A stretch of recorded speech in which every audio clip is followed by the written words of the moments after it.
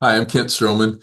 Let's see, this month, actually a week ago, 24 years and 1 week ago, launched Stroman and Associates. Our primary focus, we help charitable organizations get more zeros. I'm a recovering accountant, Emily. Don't hold that against me. Um, and we help people and organizations do know what to do when they don't know what to do. All right. So as we jump into this idea of finding your niche, um, Kent, what do you think is the benefit or power of having a niche versus having a very wide offering of services? I'll let you jump in and Yeah. freestyle on that. Yeah, well, the first thing I want to say is I think it's easy to go to one extreme or the other, to be too worried about niche or to not be worried about it at all. Um, and for me, the benefit is ultimately, I think each of us, if we're going to reach our full potential, have to have some area of focus that we are known or become the go-to source for that thing. As opposed to, well, he can do anything. Everybody could do anything, but ultimately, I think if you got a flat tire on your car, probably a carpenter is not going to be your best solution. But I can fix tires too, right? And so I think the benefit of that is both for the individual and for the marketplace. Um, who comes to me? Why do they come? Who is it when they come? I want to send them to somebody else because I could help them, but I can't help them well. I can't help them in a way that's beneficial to them and it's beneficial to me. Now, probably somebody else on the call can articulate more clearly, or maybe in a way that's more meaningful to themselves than what I just said. And I know we got a lot of real specialists on here. In fact, I loved listening to the way that you guys introduced yourself. What's the I'll just throw this out to the group. So I know my answer to this, but what's the fear or resistance to narrowing down to a particular niche? Oh, pick me, You're picked. because I want to help everybody. Yeah, Oh, yeah. I don't want to leave somebody out. And as somebody who has 16 years of experience with for profit and nonprofits, more like 8, like I want to help everybody because I technically can, but it's not beneficial to my business, nor is it beneficial to my team at this point. Who else? What's the resistance to niching down? I'm not sure about resistance because the same thing, you want to help people and you want to help as many people as possible. So, to Emily's point, but I definitely think it's finding where you can be most effective, like just knowing your skills, knowing what you're best at, or what you even enjoy the most, which again is gonna. So, with speaking, I am working on that. Like what I've worked with parents and educators for over a decade, but what I talk about is EQ, basically, emotional intelligence. So it's applicable to anyone, but I don't want to go too broad. So yeah, it's important because you're going to be most effective. Whereas when you're everywhere, because I have lots of projects too, it can get distracting and then you're not doing anything well, but it probably feels limiting. I don't know.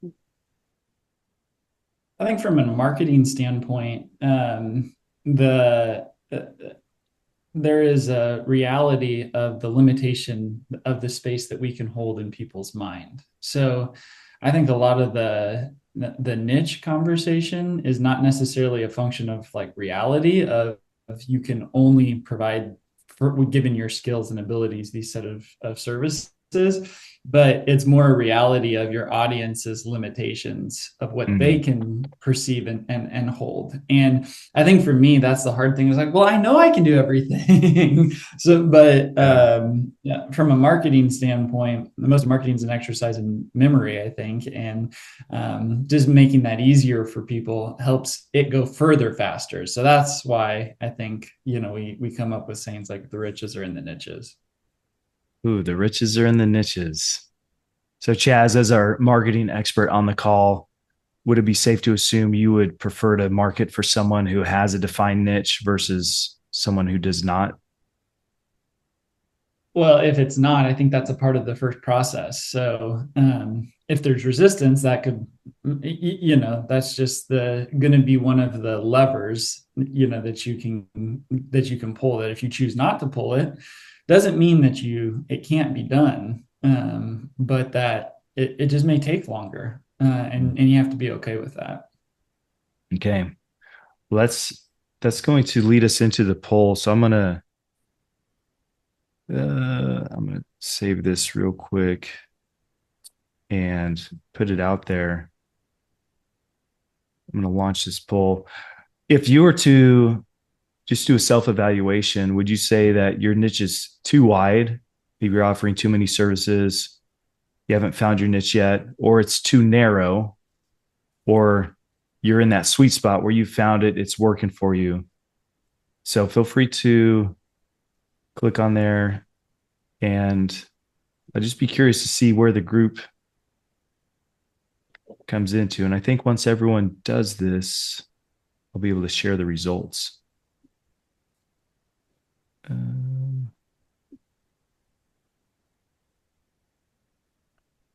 This won't let me choose 3. You can only choose one. Let's see. 5 people have done it. 6. Oh. 3. Okay, I'm going to go ahead and give you one more chance to click. I think it's waiting for me too, but I don't know how. Come on, Aaron, get in there. I know. Well, this is actually interesting. So half of everyone who responded is found their sweet spot, have their niche. The other half say maybe haven't found it yet, or it's too wide, and no one said it's too narrow. So that's okay, interesting. When I think of the resistance or maybe fear of niching down, for me, it comes to a financial pressure. Typically, I want to talk about fundraising for nonprofits. But if someone doesn't need that or isn't ready for that, I think, well, I'd like to have you as a client in some fashion or form, and love to do some work and get paid for it. And, got to pay the bills at the end of the day. And there's that temptation for that financial pressure to try to be everything to everyone. And I think that's where the message and the offering can be diluted. And Chaz, is interesting that I'm going to say it a different way, but basically you were saying there's a limit to someone's capacity of what they can think, brand awareness for a particular person or company. Is that right? Yeah. And so we may have a lot of competency in what we're able and capable to do, but not everyone else has a competency to associate us with all those different things. And so I'll step into the confession booth right now. Like the nonprofit consulting is my number one gig. I have a little manufacturing company that sells Freedom Seed distributors to the masses. So like there's a kind of a retail manufacturing thing I do. I do some coaching and mentoring in the fatherhood space. I have a little coaching and mentoring thing for pastors. Actually, Chaz helped me out with that. If you ever need branding help, he helped with the Pastors Guild. Anyway, so easy for me to do all this stuff. Oh, Working Genius certification. Randy knows about that. thought, whoa, there might be some traction here. Maybe we need to grow that and expand it. I initially got that in the for the nonprofit space, but it looked like there's opportunity. So as a confession, it's easy for me to want to get hands-on with a lot of things and go in a lot of different directions. And I've realized, okay, I need to scale back and narrow it down and find that niche. So for the three, and this will be open to everyone, but for the three at least who responded to the poll of, man, I haven't found my niche yet. I'm spread a little too wide or a little too broad. Let's just do a little bit of just kind of live workshopping on this. If you want to identify yourself and say, hey, pick me, this is where I'm at. These are different things I'm going, kind of running after, and I need to bring some focus. I'd love for the group just to listen and give some feedback, maybe to help you find that focus. So would anyone like to jump in? Corey? Okay, go for it. Okay, so I just met with a gentleman yesterday, which was a blessing. He was in politics about as high up as you can go in Washington and locally. He has experience in the nonprofit world. He's worked with a lot of the different trade commissions for small businesses. I'm not going to be able to articulate everything he did. And then he also has been a CEO of some major corporations. So a lot of information, a lot of skills. And what was helpful to me is I feel like I feel like I know it, but I do a lot of things, but they all go back to communication. So I work with parents and educators. That's communication. I can work with business professionals. I can help improve their communication so they're not wasting time, and maybe they can more effectively manage and coach their people, whether they're a manager or maybe they're a salesperson, and they can have better communication or self-awareness when they're working with customers. So it all came down to, so it's not even so much in my mind, and tell me if I'm wrong, Chaz, of having to do one thing, but just identifying the one thing I can do in all these different situations. Because like you, I have a lot of things. I have a podcast that I do for parents and educators. I want to hold a women's conference, but the goal of that, to help women communicate better, to be authentic and show up as who they are, so they're not showing up as who they think someone wants them to be. So again, what he helped me discover yesterday was it's communication. So I don't know if that's because I am my brand, and I want people to know in one sentence, this is what I do. And I haven't figured out that statement yet. Like even today, I tried something different, and I'm still playing with that, because the parent educator thing I can do in my sleep, but taking it all and connecting it all, because in my mind, it's all connected. It's not separate things, but what is it called that I do? And how do I articulate that in that one sentence that gives people clearly they know what I do, who I am in like 5 seconds. Right. As you talk about communication with the educators, parents, et cetera, you're teaching those people how to communicate? Just more effective communication. I always tell people we tend to talk at people, tell them what we don't like, tell them what they're doing wrong. With our kids, why did you do that? And instead of getting people to critically think, because by asking questions, so instead of telling, start asking. And when we ask questions, people have to think and process their behaviors. They have to be accountable to the choice that they've made. And we're not doing it from a place of judgment. We're doing it in a place of, I like to use positive intent. I'm just help me understand. And now I know how to coach or support you. So teaching managers that there's a different way in which to communicate, because we tend to communicate the way we were raised. If we were raised and I always say when I talk to parents and educators, I was raised in a generation of children should be seen and not heard. Do as I say, not as I do. Your feelings don't matter. And I'm not saying I had great parents, but but it was just kind of the way things were. And I think we need to do it differently. So kids, because today we're in a whole different world, but kids need to understand their feelings, understand their emotions. Adults need to understand their feelings and emotions and find a healthier way to cope with things, to communicate. We tend to take everyone else's behavior. I mean, I could go on, but it's just teaching people there's different things and approaches to communication that can be more effective, will waste less time, and will be basically be effective. Okay. I don't know. I was trying to yeah, I'm not good at.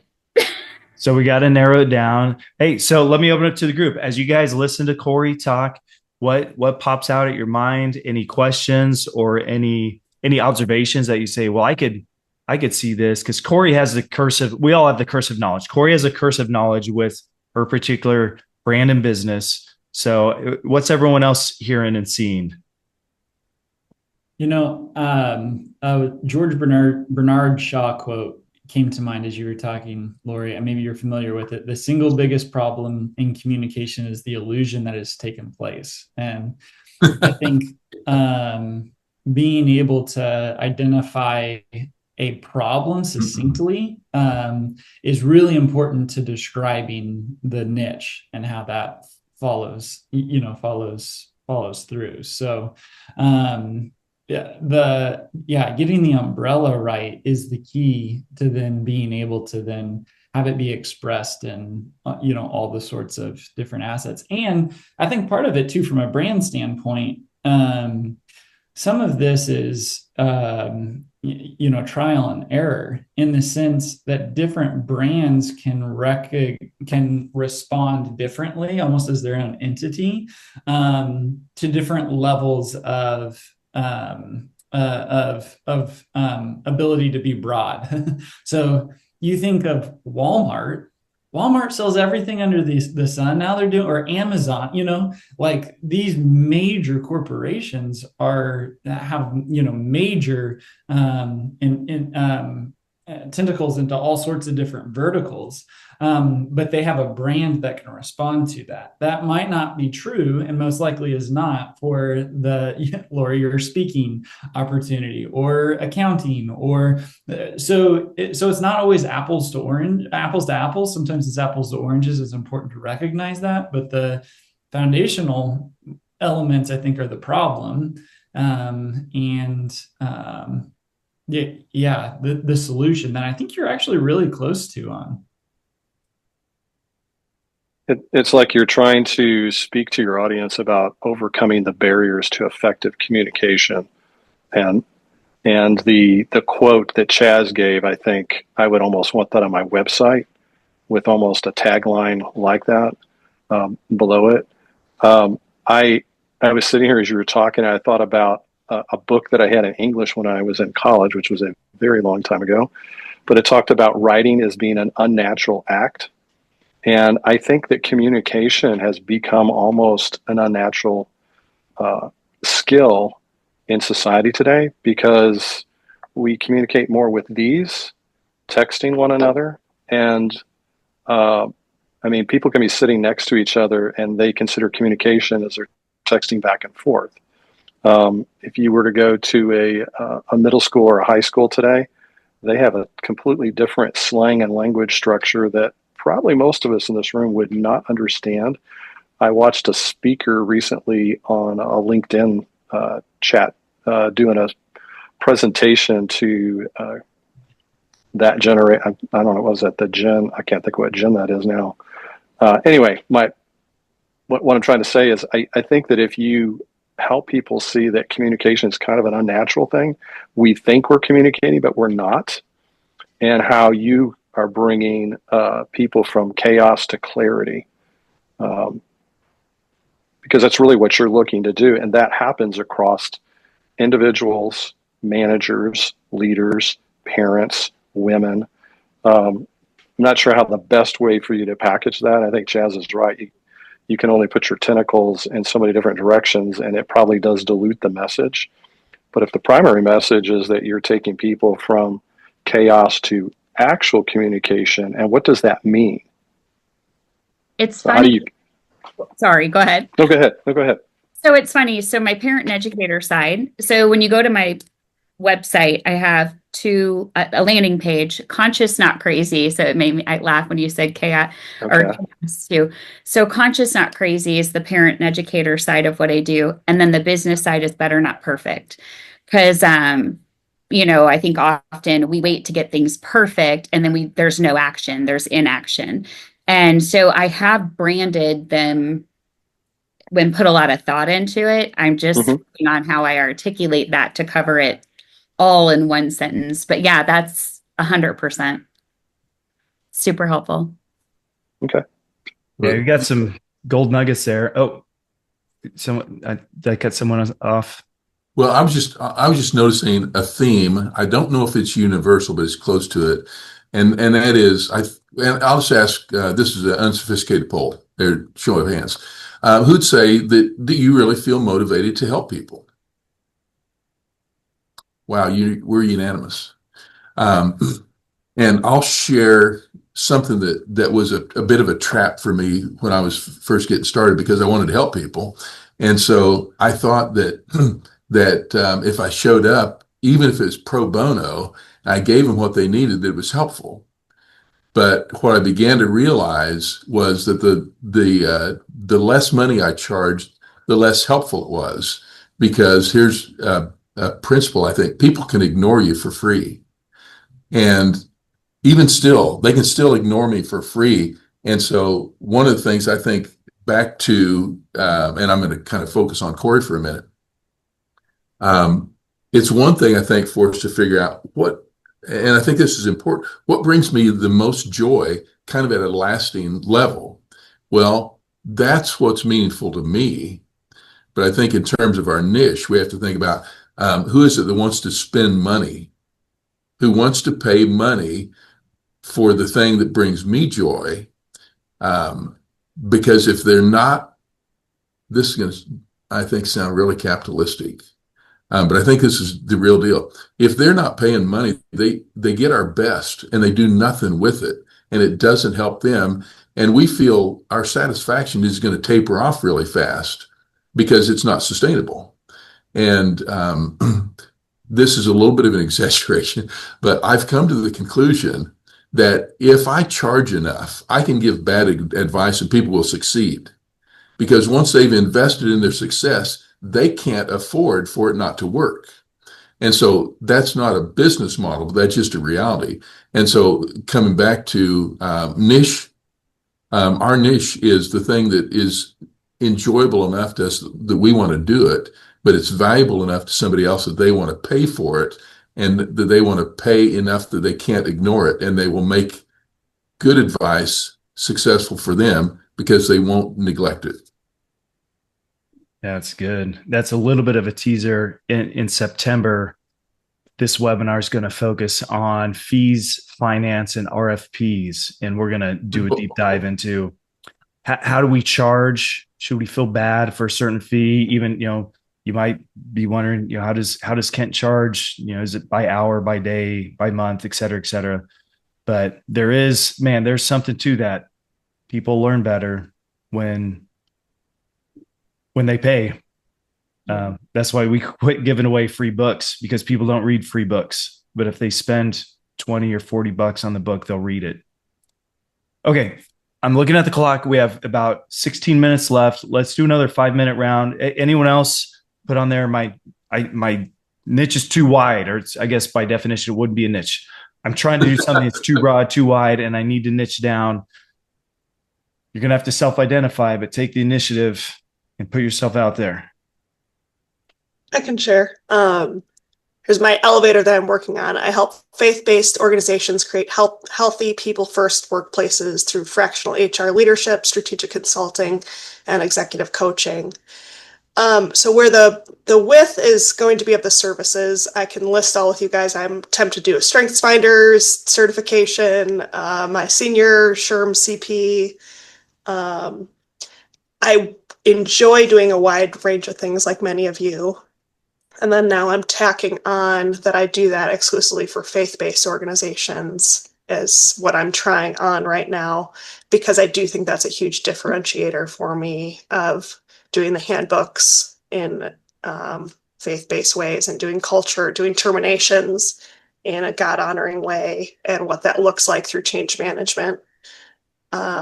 But I also know for-profits help you pay the bills. Can you still, if you market yourself and brand yourself as faith-based organizations, can you still say yes to the for-profit? I think yes. So that's kind of what I'm working through. Okay.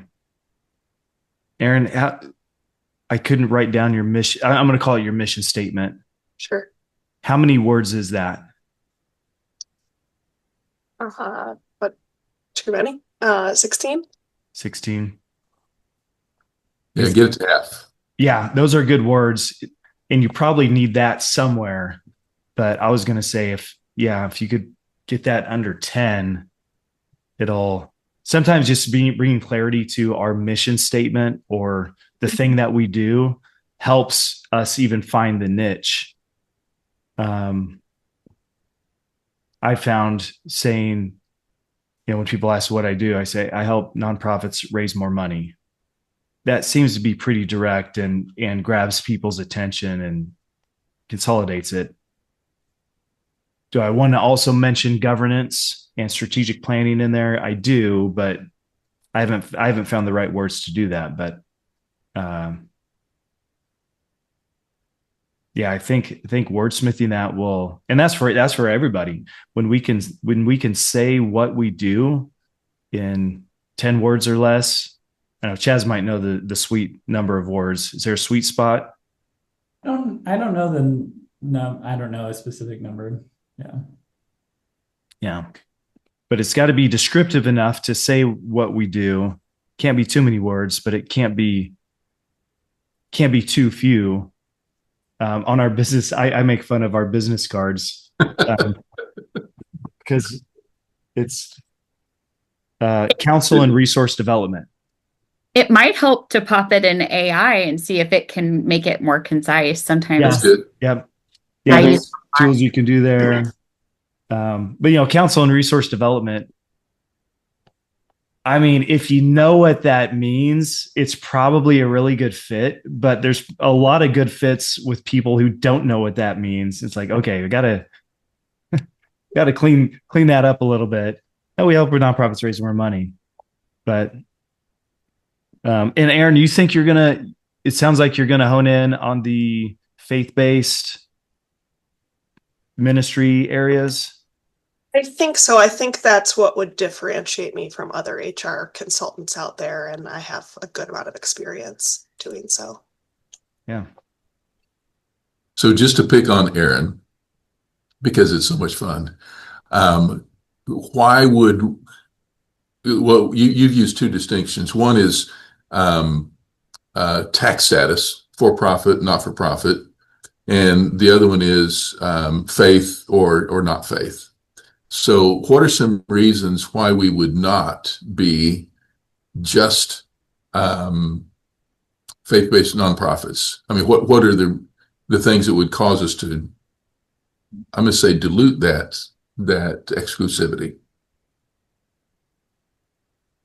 The size of the pocket. Okay, so we start believing that. Uh-huh. Okay, what's another one? It's like how many pockets, right? Sure.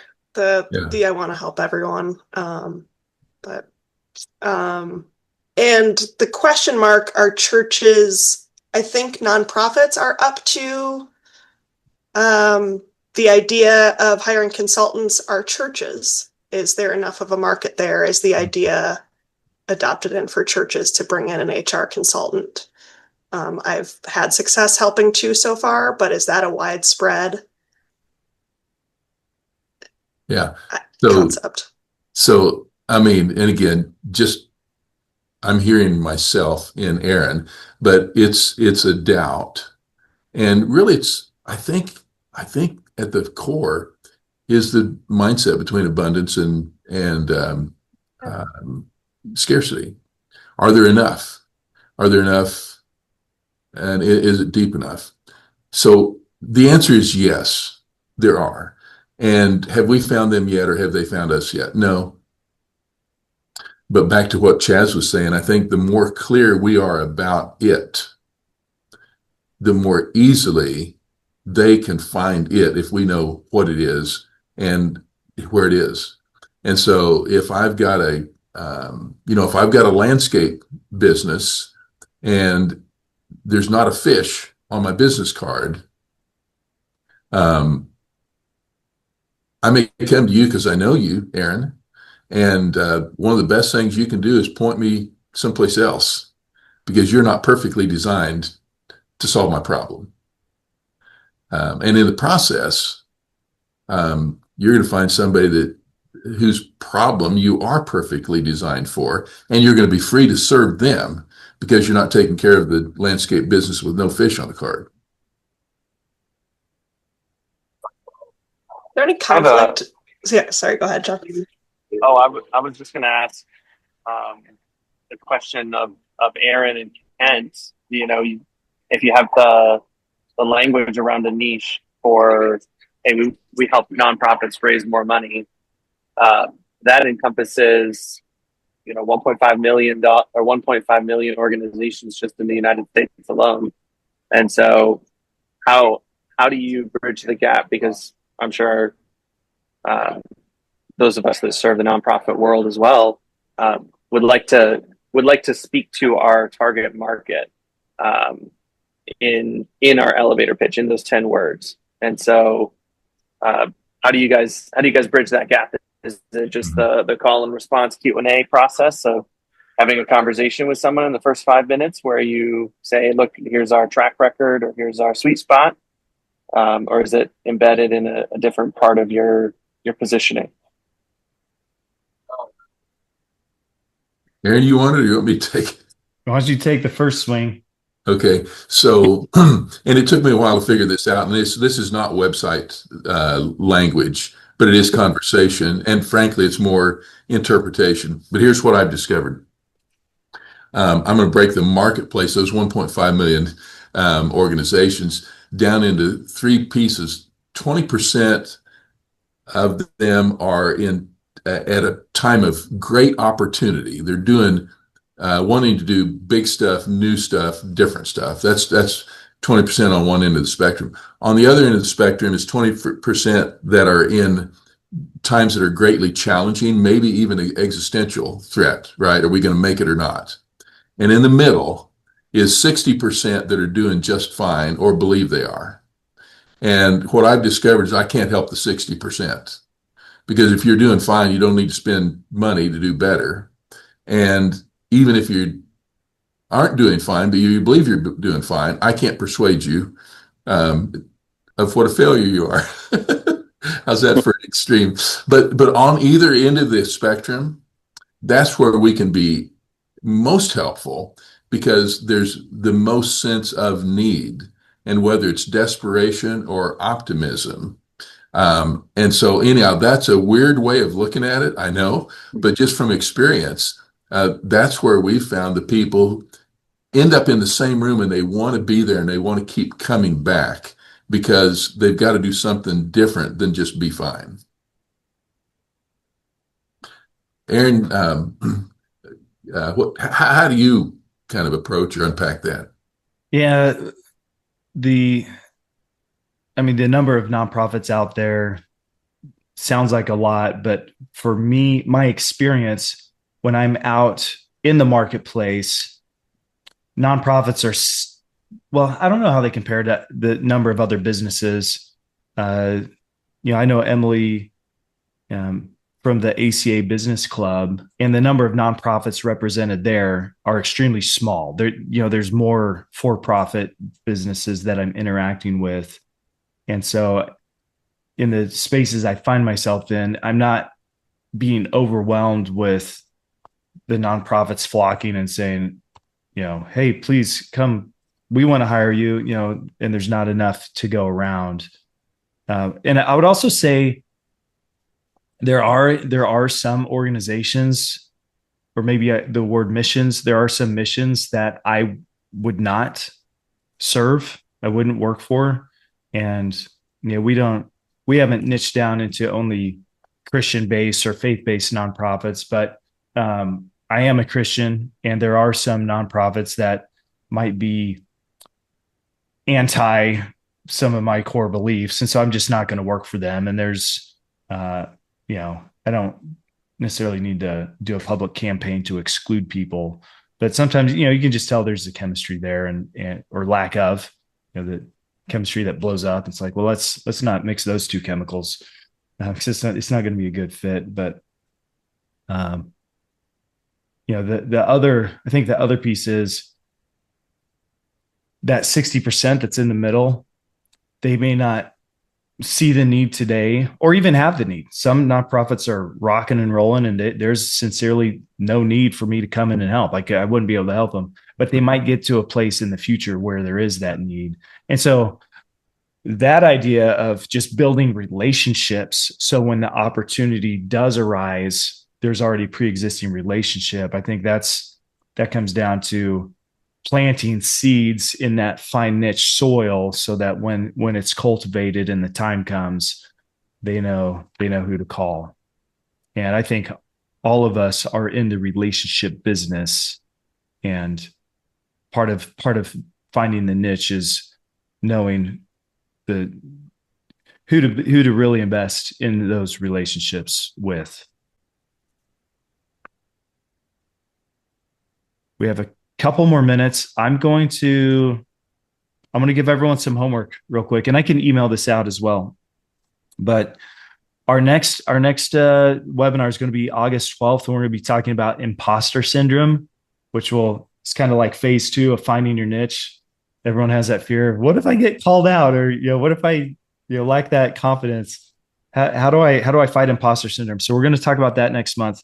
But to start off, here's the homework, and I'm going to ask everyone to bring this to the webinar next month. Tell us what you do or what your niche is. So let's define it. And if you can narrow down the description of your niche into those 10 words or less, so whether that's who we help, what I do, our mission statement for our consulting services, let's all bring that together, and we can share those. We can drop them in the chat. We can, maybe as we do introductions next week, just share, hey, here's my 10 words or less. So let's have those ready by August 12th. If you already have it, homework's done. Just become ready to prepared, ready to share. If you don't have it, let's put some energy and time into figuring that out, doing some wordsmithing. And if you need help with that, shoot me a text, or let's jump on a call or Zoom one-on-one, and we can help navigate that as well, and spend some time flushing that out. So does that sound good? No one likes the word homework, but that's what I'm calling it. Okay. Any final words or thoughts? We have just a couple minutes left. Hey, on your lightning session, I'm going to just say, first of all, thanks for everybody for being here. And I want to say a big thank you to Chaz. You gave me a thought, clarify the space that we can hold in other people's minds. It's a huge gold nugget. Thanks for sharing that.